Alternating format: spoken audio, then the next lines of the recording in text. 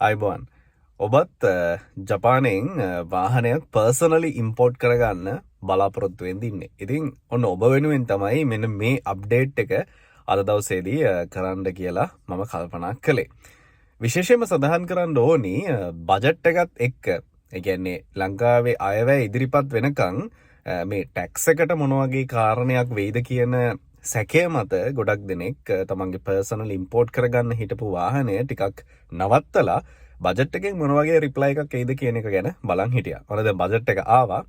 විශේෂයෙන්ම බජට් එකෙන් ජනාධිපතිතුමා කිව්වේ විශේෂයෙන්ම ටැක්ස් එකට කිසිම වෙනසක් වෙන්නේ නැහැ. කොහොමත් මේක මේ සේල් කරද්දී එහෙම නැත්නම් සේල් එකකින් වාහනයක් විකුණද්දී ඒ ගෙවන්න තිබිච්ච යම් බදු මුදලක් පර්සනලි ඉම්පෝර්ට් කරන කෙනෙකුටත් ලබන අවුරුද්දේ අප්‍රේල් මාසයේ ඉඳලා ඒ කියන්නේ කස්ටම් ක්ලියරන්ස් එකේදීම ගෙවන්න වෙනවා කියන කතාව විතරයි. ඉතින් මේ කාරණෙත් එක්ක අපි දකිනවා නැවතත් පර්සනල් ඉම්පෝර්ට් කරගන්න ජපානයෙන් පර්සනල් ඉම්පෝර්ට් කරගන්න එක ටිකක් වැඩි වෙලා තියෙනවා. ඉතින් මේකත් එක්කම ජපානයේ ඔක්ෂන්ස් වල වාහන මිලත් යම් පමණකට කලින්ට වඩා වැඩිවීමක් අපිට ඩේලි ඔක්ෂන්ස් වල මිල ගණන් පරීක්ෂා කරනකොට දකින්නට ලැබෙන දෙයක්.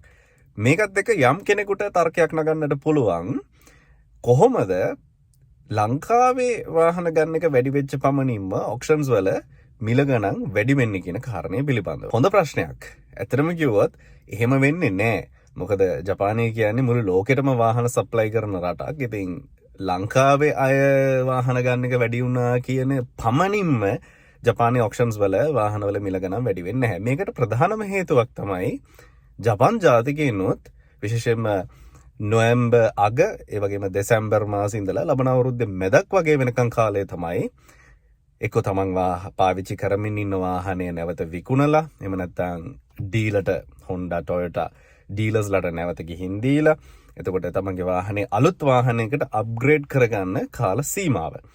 මේ හින්දාත් ජපානයේ ඔක්ෂන්ස් වල යම් පමණකට මිල වැඩිවීමක් මේ අපිට එන්න තියෙන නොවැම්බර් අග දෙසැම්බර් වල ඉඳලා ලබන අවුරුද්දේ මැදක් වගේ වෙනකන් කාලය තුල අපිට ඔක්ෂන්ස් වල මිල ගණන් වැඩිවීමක් දැක ගන්නට ලැබෙනවා. හැම අවුරුද්දකම මේක සාමාන්‍යයෙන් ජපානයේ තියෙන දෙයක්. හොඳයි. මෙන්න මේ කියන කාරණෙත් එක්ක ඔයා බලාපොරොත්තුවෙන් ඉන්නවා නම් ඔයාගේ සේවිංස් හදාගෙන වාහනයක් ඉදිරියේදී ඉම්පෝර්ට් කරගන්න ඔයා කාරණා දෙකක් ගැන සැලකිලිමත් වෙන්න ඕන. එකක් තමයි ලබන අවුරුද්දේ ඒප්‍රිල් වල ඉඳලා කස්ටම් ක්ලියරන්ස් එකේදීම මේ පර්සනල් ඉම්පෝර්ට් කරගන්න ඔයාගේ වාහනේට අලුතින් ටැක්ස් එකක් අලුතින් කියන්නත් බෑ කලින් තිබිච්ච ටැක්ස් එකක් පර්සනල් ඉම්පෝර්ට් කරගන්න අයටත් අදාළ කරලා තියෙනවා. ඉතින් ඒකත් ඇඩ් වෙනවා.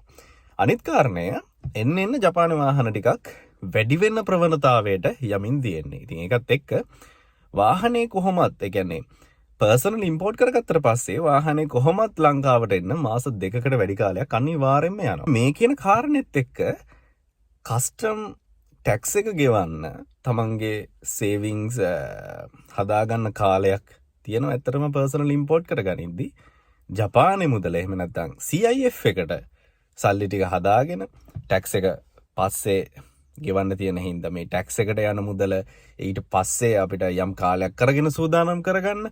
විශේෂම කාරණේ තමයි මේ කාලේ කියන්නේ ජපානයෙන් ටිකක් අඩුවට වාහනයක් ගන්න පුළුවන් කාලේ. ඉතින් මේ කාලෙදි ජපානයෙන් ටිකක් අඩුවට වාහනයක් අරගෙන කොහොමද ටැක්ස් එක කියන දේ අපිට වෙනස් කරන්න බෑ. කස්ටම් එකට ගෙවන්න ඕන එක කොහොමද? ඉතින් ඕගලන්ට වාහනයක මිල යම් පමණකට හරි අඩු කරගන්න තියෙන ප්‍රධානම සාධකය තමයි මේ CIF එක. එහෙම නැත්නම් ඔක්ෂන්ස් වල බිඩ් වෙන ගණන්. ඉතින් ඒ ගණන් ඇත්තටම මේ වෙද්දි ඊටාම සාධාරණ ගණන් වලට තාමත් ඔක්ෂන්ස් වල වාහන යනවා. ඊටාමත් අඩු ගණන් වලටත් වාහන යනවා. ඉතින් මේ කියන කාරණේ සැලකිල්ලට අරගෙන ඔයගලන්ට ආරාධනා කරනවා මේ වාහනයක් ඉස්සරහට ගන්න ඉන්නවා නම් මේක ඇත්තටම හොඳ කාලයක්. ඉතින් හිතලා බලන්න.